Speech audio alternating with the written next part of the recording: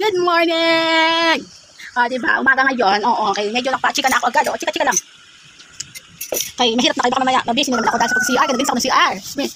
Galing-galing naman yung CR na dipungal na yan. Kaya, mag-umpisa na tayo mag-chismis, chikahan! Chismis, chikahan! Diba? Chismis, chismisan. Kasi alam ko nagising ka na. Gusto mo makapag-chismisan. Oo. So, yun. Yung patrabaho ko dati, yung babae girl. Si babae girl, nag-apply yun dati sa company na yun. Kasi, una ako sa company na yun. Yung nag-apply siya doon, naging okay naman yung trabaho. Tapos, sa dami siyang naging plano, kasi meron pala siyang isang girlfriend, meron pala siyang boyfriend. Ngayon, gusto niya magkasama sila magjowa. Kaya ang ginawa ni, gusto ni lalaki, in-apply niya. Yung pag niya, yung time na yun kasi nag-hiring yung company na yun, in-apply niya si lalaki. Mabait naman yun. Mabait yung lalaki na yun. Kasi naging katropa ko din yun eh.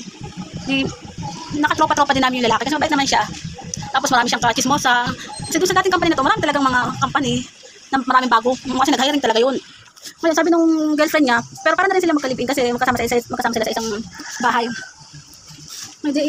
Ang maganda lang doon kasi sabay sila ng pasok. Nagsabay talaga sila ng agency kasi ni-request talaga ni girl na makasama sila na yung ship. Ganun. Tapos dumating sa time na after ng ilang buwan, parang nagiging sila tawag ito, yung malabo na, nagiging malabo. Kaya si girl, parang nagtataka siya, bakit nagiging ganyan na yung boyfriend niya. Parang nagtataka na siya kasi dati close naman sila mag-jowa, lagi silang masaya. Tapos minsan gusto pa nung boyfriend niya na mag-iba ng ship, parang magkasawa na ba, lagi sila magkasama.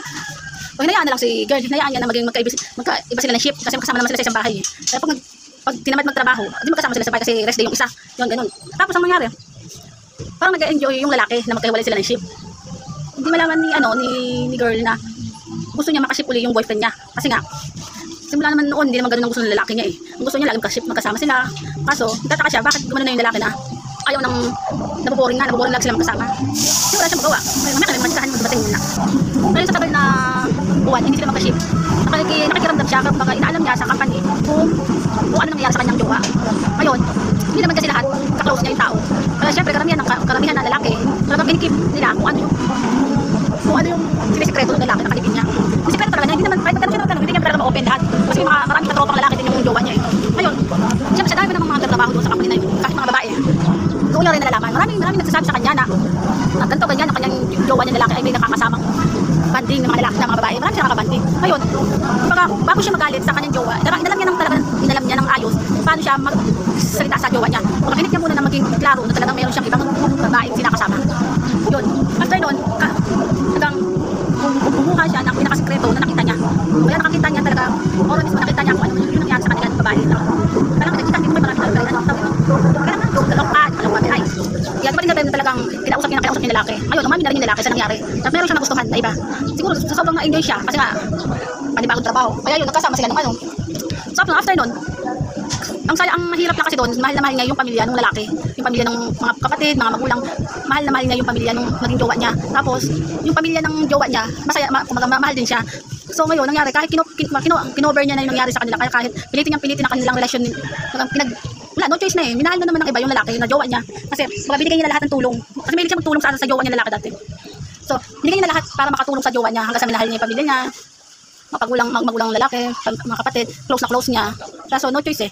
Ayaw na siyang samahan ng babae, ng lalaki. Ayaw na siyang samahan. Gusto na makipaghiwalay dahil na may nagustuhan na in love naman ng bago. Doon, kahit na sabihin niya na puro lang siya, iyak, no choice na eh. But na lang, may mga kaibigan din siya sa company na to na kinover. Kumbaga, kada araw-araw kahit lagi siyang umiyak, laging meron mga tropa na nandiyan para sa kanya.